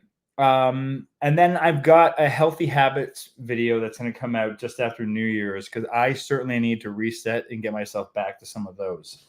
And then what I'm really excited about in January are 2 videos that I'm working on right now. One is a video showing you all of our favorite birthday dishes or things that we would make for our birthdays, including my birthday cake. And then the other video that's going to come up later on in January is the video of us cooking all of the recipes that people like you submitted to us. So it's going to be doing like a cookbook review, a recipe review of all of that. And I warned the people that submitted recipes that Annie and Ephraim will be being as honest as they are with everything else. Speaking of Ephraim, I think I hear him. He is home from school. He might come and say hi, or he might be awkward and weird. If you have any questions for Ephraim, now is the time to get them ready, because I think this will be a brief appearance if he comes in at all. Ephraim! Hey, buddy. So cold. It's so cold. Yeah, it's freezing today, isn't it? It's very cold here in Toronto. I took Rufus for a walk today at noon, and he was not pleased with the temperature. We'll just say that. Actually, what I'm going to do is bear with me for a second. These are cool, man. Want to come and say hello to our live stream?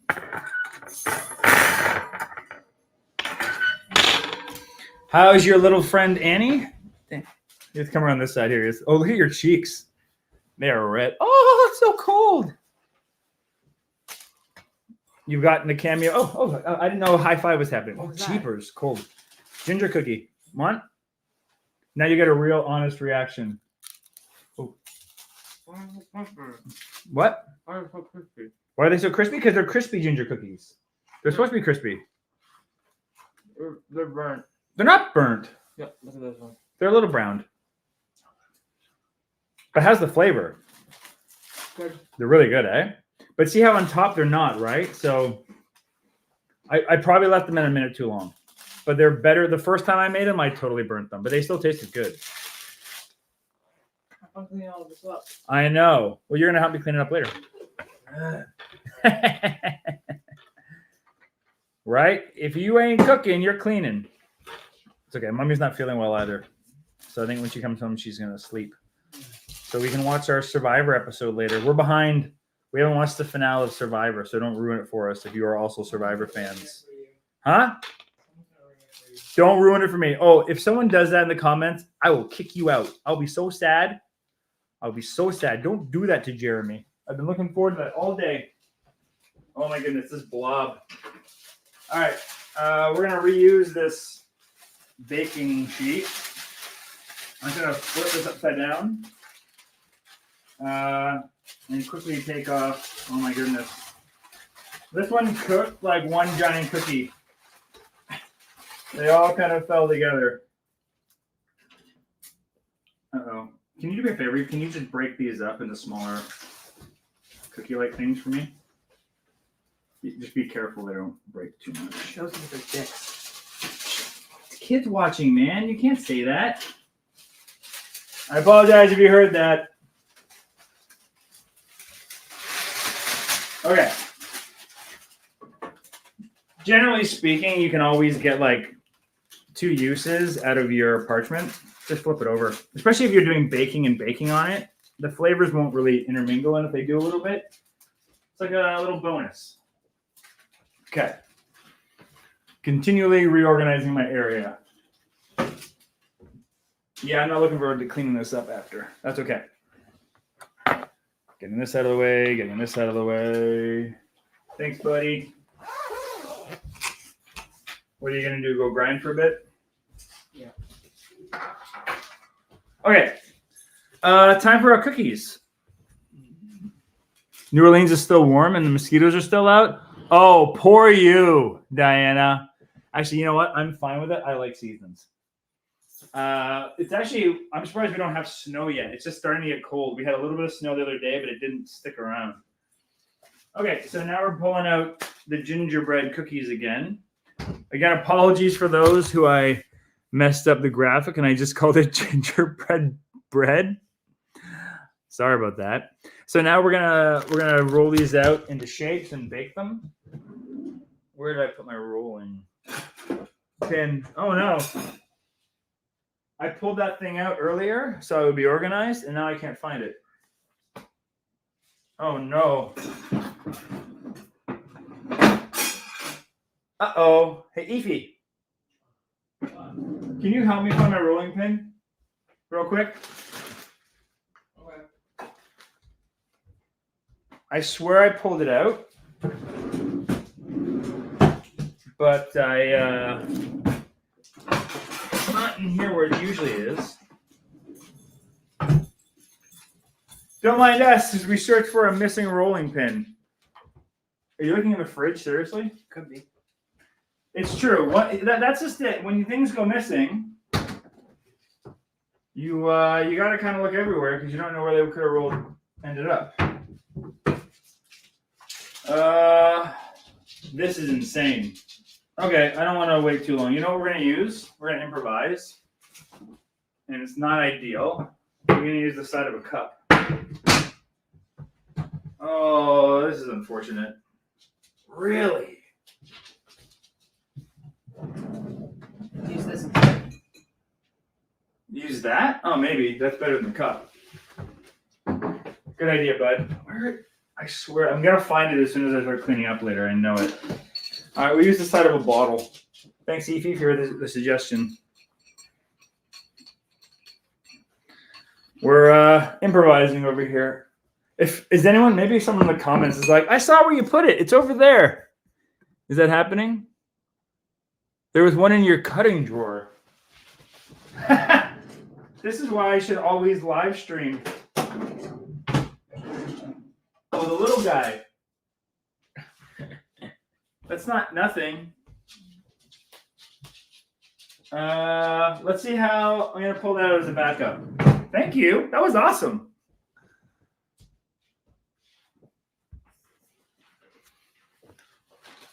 Oh, thank you, Jocko, for the tip. Thank you very much. That's very generous of you. Thanks for tuning in. Okay, we are going to, I'm going to use a little bit of brown rice flour here. I'm still looking for that rolling pin. It's a mystery.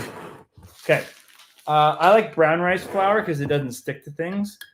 And this rolling pin is tiny, but it's similar to the surface area of that. So we'll see which one works out. What's good about brown rice flour is it's also gluten-free, which we want, but it won't get absorbed into the dough.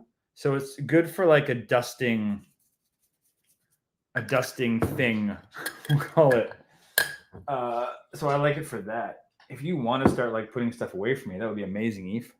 Since you're just standing there and eating cookies anyway. Oh, now he's going. He's off.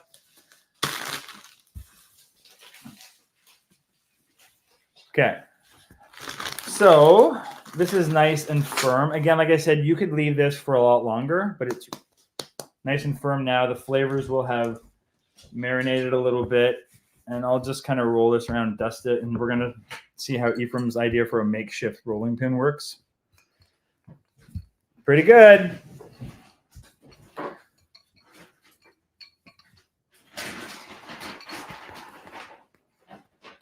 Is it sticking together? That'll work. Okay, and we are looking to get these like, I don't know, I kind of just eyeball it, but like a 1/4 inch thick, I guess, roughly.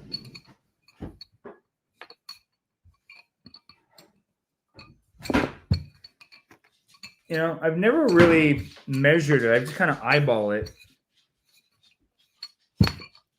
you know, into about that shape. You know, about that thickness, whatever that is. Maybe a little thinner. And really, it's like the only thing you have to worry about is if you press it too thin or too thick, is just your baking time, right? If it's thinner, it's going to bake faster, and if it's thicker, it's going to take longer. So that's all you have to worry about. All right, let's do a Chewbacca first. So I'm going to push that in. And then I'll flip it around like that to make the indent for Chewy. Yeah, how cute is that? Gonna make the cat. I think Kimberly wanted the cat.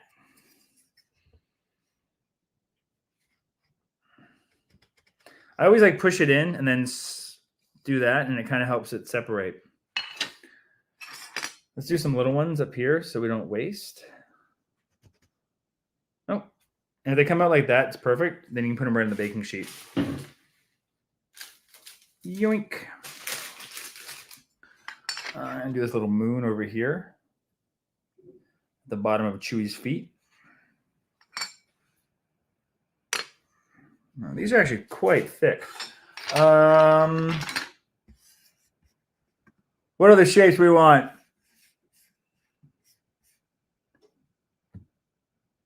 Let's do a. The only problem with Yoda is the ears. They tend to fall off the cookies. Let's do a C3PO. I kind of want to roll this out a little bit thinner, though.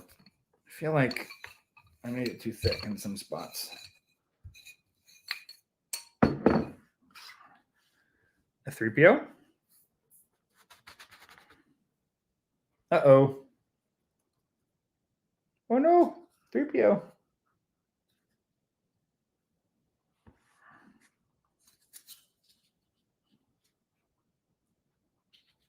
There we go. Yeah, these cookies might be a bit on the thick side, actually.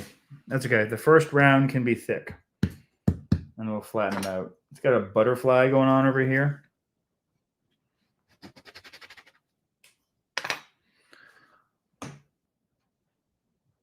Gluten-free scones. No, I didn't make any gluten-free scones today.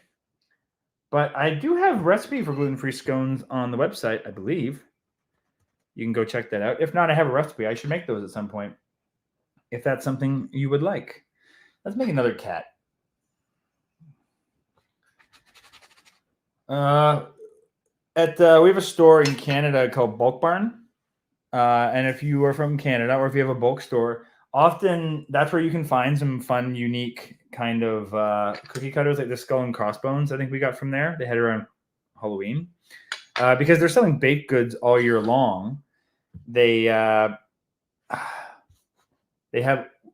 unique shapes you might not normally find. So I'm actually going to pull this up. I want to roll this all thinner so I can get more cookies out of it. These are good. They're going to taste great, but they're a bit on the thick side. That's pretty thick for a cookie. Actually, I don't want to. I'll keep the chewy, and the rest of them I'm going to re-roll. And that's the beauty of gingerbread, if you've never made it before, is you can just kind of keep re-rolling it. Just bunch it all back up into a circle like this. These are gluten-free. These gingerbread I'm making right now. Okay, let's throw a little more rice flour down there on the surface.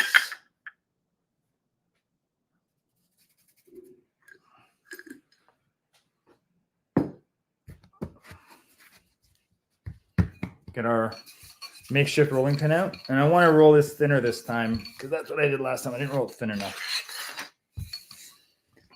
Oh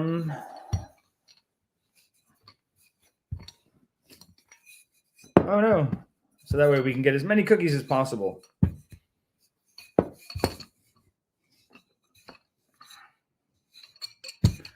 That's better. Yeah.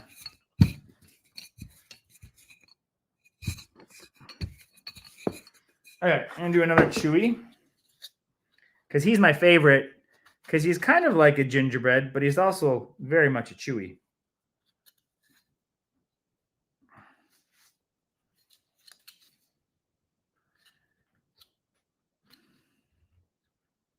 Oh, that's the sound he makes. Who wants a butterfly? Thanks. Yeah, the dough is pretty great. This I already have if you just want to watch like a really shortened version of how I make this gingerbread, that's already on the channel. You can check that out in a separate video. But otherwise, now's a good time because basically all we're going to do now for the rest of the video is I'm going to get a sheet of these ready and pop them in and then just cut the rest of the shape. And then we'll probably wrap it up. So, we'll probably be done. And, I'll hang around long enough to get one batch of the cookies out. So now is a good time if you want to ask me any questions or just, throw anything up in the chat that you guys want to talk about that I can jump in on conversation-wise. Any questions you've got. Now is a great time for that because I'm just going to be basically in like pressing cookies and cleanup mode. Let's do a Darth Vader.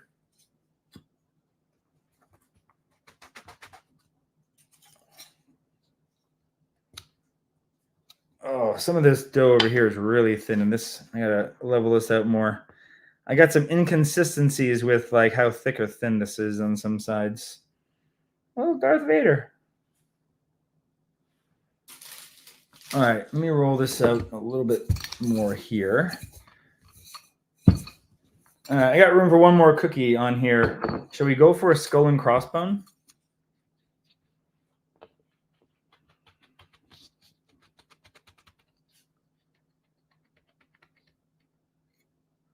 Why do you say gingerbread cookies? They didn't say molasses bread cookies. Yeah, I don't know. We've always just called them gingerbread cookies. I guess maybe in different places you might call them molasses bread cookies. That's totally valid because there's, probably just as much molasses in here as there's ginger.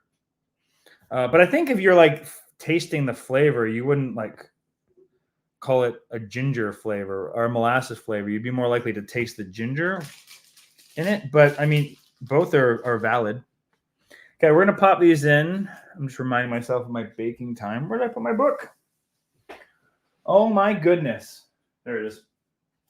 This is my book full of many, many recipes. I'm going to put together an ebook finally for this spring. I'm working on it. I kind of want it to look like this in a way, even though it's all handwritten. I don't know how possible that is. But, I kind of would love it to have a look like it's like this. Like I just gave you my notebook. Would be my wildest dream for making a cookbook, but I don't know how possible that's going to be. 8 to 10 minutes. So let's go right in the middle there and say 9, right? All right, let's pop these in. We'll roll out another batch.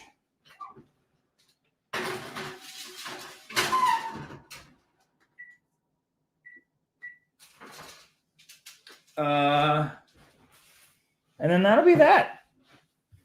We did good. We did some good work today, everyone. Thanks for help. Thanks for making it less lonely here in the kitchen.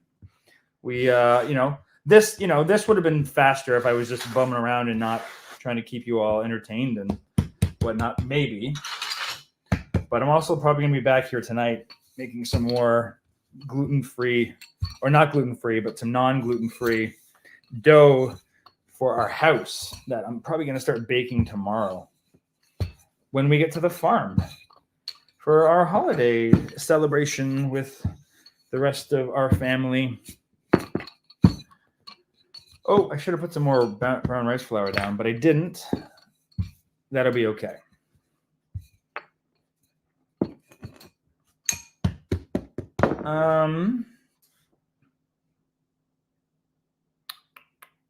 Vi says, "Oh, hi, Vi. Yeah, we're coming to the end, Vi, but hang out for a bit. We can still chat. I'm still here for a little bit." And Vi was saying, "Must make some gingerbread because there's no vegan gingerbread cookies in the stores." Yeah, I mean, and it's not just like all baking. It's so easy to make things vegan. It's like it's so easy to make those substitutions compared to some other things, right?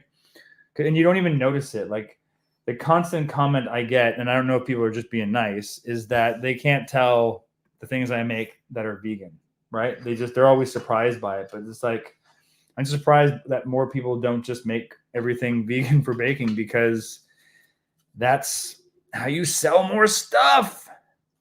You'll just sell more stuff. Got another C3PO here. All right, are there any cookie cutters I haven't used yet? Maybe another butterfly, because that's fun. And then for this, I'm not going to get into the art of like icing and baking and whatnot. I mean, I just love these as is, but you could make icing sugar, and decorate them however you would like. Oh, thanks for the tip, Diana. That's very kind of you. Happy holidays. What have I missed? Stormtrooper. Haven't done a Stormtrooper yet. I'm not going to do the Yoda, even though I love Yoda, because I will do a Yoda, because now I feel bad that I haven't done one. And then we're going to press the Stormtrooper. I'd love to know, does anyone here celebrate something other than Christmas? I know we have like a very global audience. I don't know how many of you are awake at this time of the day or even watching from other places in our fine world. Vi wants a regular cookbook. Yeah, I'm thinking hard about what I want to do in terms of a cookbook, because traditional like printed cookbooks through the big publishers, those things can just take years to get made and get out into the world. So I don't want to do that necessarily. So I'm looking into more like an ebook kind of model that I can just control on my own. Like the beauty is that we've got this. Thanks, Cynthia, for the tip. That's very lovely of you. Because I just want to get it out sooner rather than later, and I just don't want a middleman getting in the way. Like that's what I love about YouTube is, nobody at YouTube tells me what videos I can make for all of you, right? I just kind of listen to all of you. And so I'm more into, potentially a ebook version. I know that Amazon has models where you can get a digital copy or a print copy. So I think that might be one thing we do, that we look into doing, so people can have the best of both worlds. But I'd love a version that is just kind of like a version of my notebook. Is what I'm hoping to accomplish here. Someone said they celebrate Hanukkah. Oh, Vi does. Hey. Oh, thanks, Vi. Yeah, I've had some. I'll tell you, it's like I have my free recipes on my website, and I always want to keep those on there. But I've been so flattered that so many of you have, over the years, asked me for a cookbook because they want to help support us and you get a book full of recipes. So that's something is definitely going to be my project for the spring, as long as nothing else kind of gets in the way of that. I do have some, for those of you who watched my video last week where I answered a bunch of your questions, I'm a filmmaker traditionally, right? Like I work in film and television, as well as what I do here on the channel. And so I've been lucky in the last little bit, like most of my projects have been in development mode. So I've just been working from home and focusing on channel stuff. But some of those projects might rear their ugly heads come the new year. But, I love doing this so much, and I really see this as such an important part of like what I do now, that I want to keep it all going, and, put as much focus and time into it as I can. All right, Yoda's working out so far. I'm making a Yoda, everyone. This is the tricky part when you pull the ears off. Uh-oh. Don't break. Don't break. Here we go. Okay. He's a little top heavy on the head, too. Okay. There's at least one Yoda in this batch. My wife will be happy. She will eat the Yoda. So anyways, yeah. So my plan is this spring is to do a cookbook, and I've gotten a lot of great feedback from a lot of you over the years, or the years, the weeks and the months. So I will. I'm going to be compiling all of that and just figuring out exactly what's the best book to make for all of you. And if that does well, I'll continue making. I'll make more, right? So, whatever we do the first time out of the gate won't necessarily be the final word we have on cookbooks. So this is the best thing. This is what I love right here, right? I'm just going to keep on pressing cookies until I run out. And at the very end, if this is what you end up with, scraps, I mean, there's still a couple of cookies in here. You can just bake the scraps. And what's good about that is it's kind of like test pieces. So when the kids start walking through the kitchen and they want a cookie, but you don't want to give out any cookies yet, you're like, well, eat the scraps. They're great for like just having with your coffee or your tea. My latte is still there. I haven't drank the whole thing still.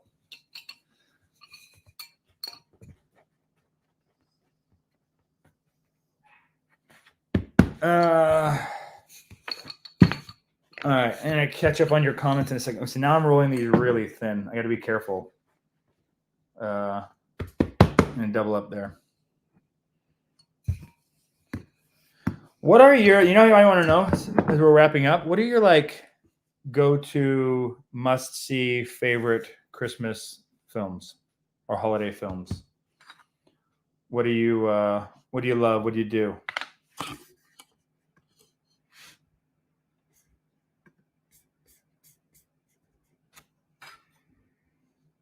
You thought you saw 5 other batches of dough in the fridge? Oh no, that's probably just leftovers of other random things. Do I have room? Muppet Christmas Carol is my favorite. BG, you and me. That movie has gotten me through some tough times in my life. Them silly Muppets. Love Actually. I think my daughter would love Love Actually. I understand. Love Actually is one of those movies that's very polarizing. People either love it or hate it. And I'm somewhere in the middle. I really liked that movie the first time I saw it, but then I think I don't know, something about my cynicism kicked in, I think. Die Hard, says Kimberly. My son would agree with you. Krampus is one he's really enjoying lately. Elf. My son's been dying to revisit Elf. I'm going to do one more cat for you, Kimberly. There's just enough room for one more cat here. And then the rest I'm just going to let be scraps. Okay, and the oven told me it's almost done.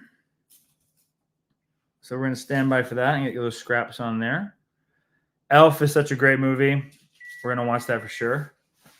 Okay, let's check these out. Where's my...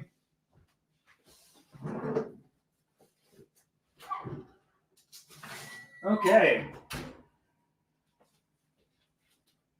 And there they are. Whoopsie. Uh-oh. These need to sit and soften a little bit, but it's hot. Okay, I heard you.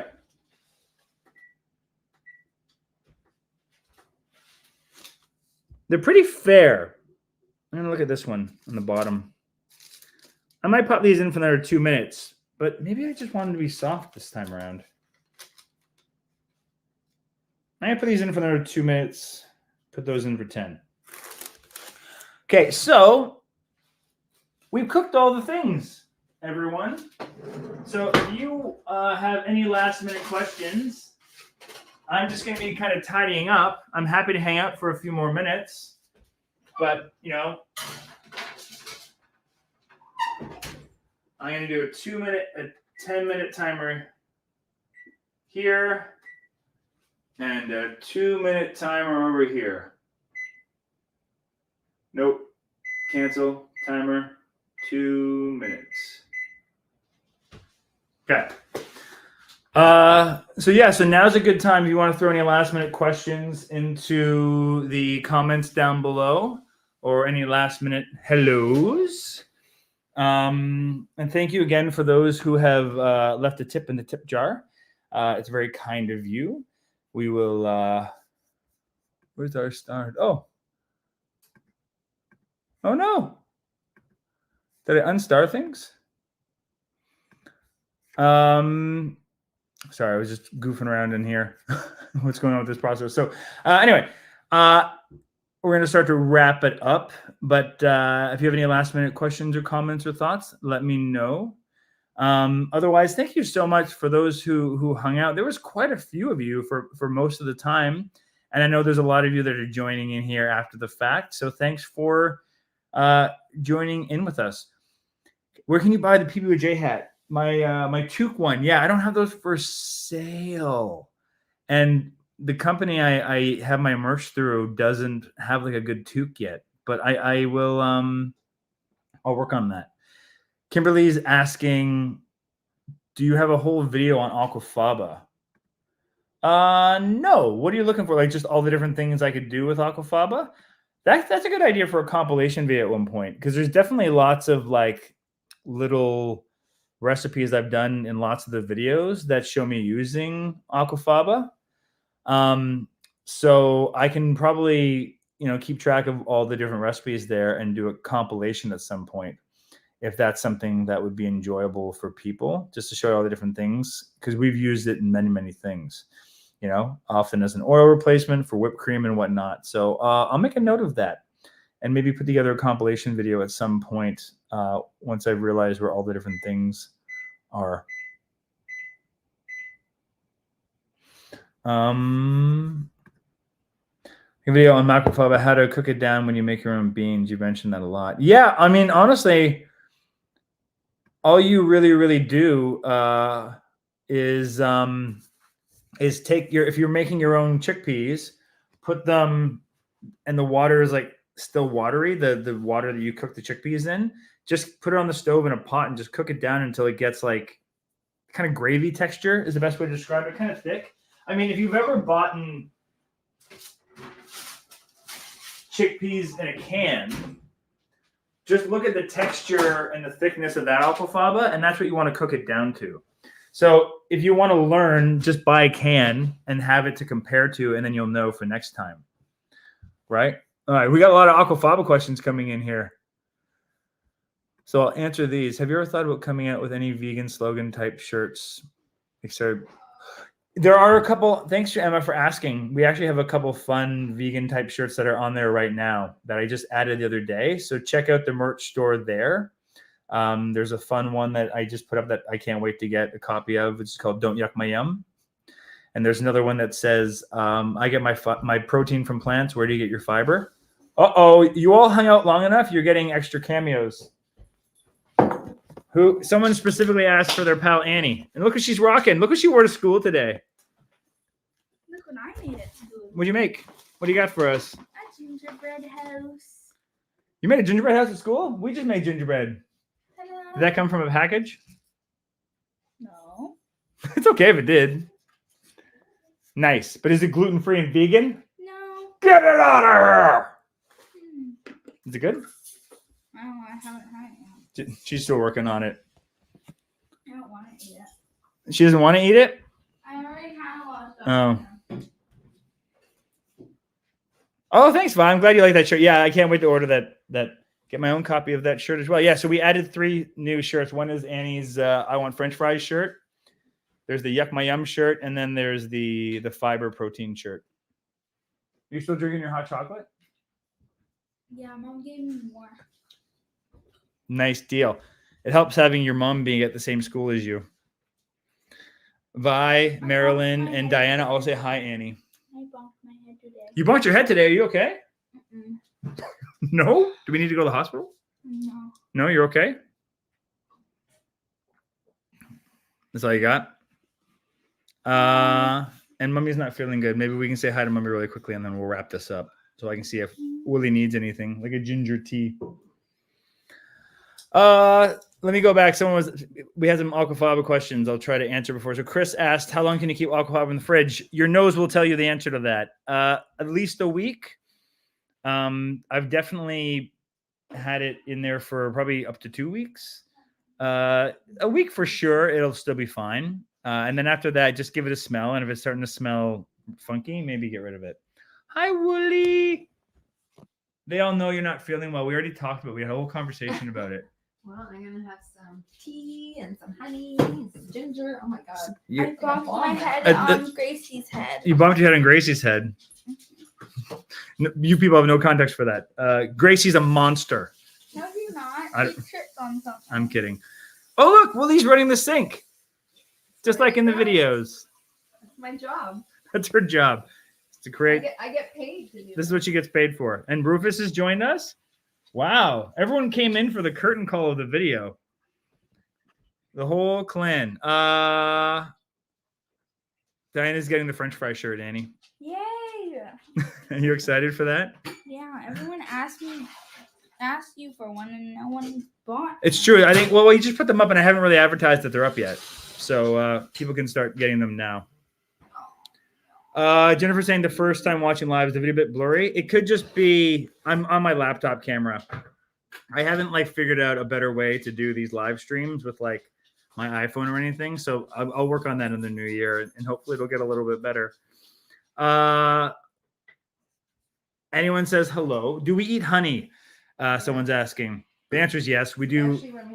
Especially when we have sore throats. Yeah, we're not one of those vegans that don't have the honey. I really only put it in my tea a little bit. So we do have honey. That's just us. Efi was here earlier, Jacko. You missed Efi. He popped in for a second. Ephraim. Thanks, Cheryl. So I'm gonna wrap this up. I'm glad that you all stuck around to see the whole family, that they all got here in time. This has been a very long live. Thank you all for hanging out with me while I baked cookies for the family. And I'm going to go take care of Wooly and make sure she's feeling good so we can have a good, healthy holiday. It was pajama day at school. This isn't normally what she wears to work. For context. No, that's okay. I didn't assume that it was a criticism. It's one of those contentious things amongst plant-based and vegans, the whole honey issue. And it's not blurry for Jones. All right, everyone, I'm going to go. The kettle's getting loud over here. Thank you, everyone, for watching. Have a happy holidays. And stay tuned on the channel. We still have a lot of great stuff coming up over the holidays. The channel is not taking a break. I pre-made the videos, but they'll be up there throughout the holidays. And we got a lot of fun stuff coming up. So thanks again, everyone. And we'll see you in the new year. Not in the new year. We're going to see you this weekend in a video. Bye. And thanks for those who watched after the fact.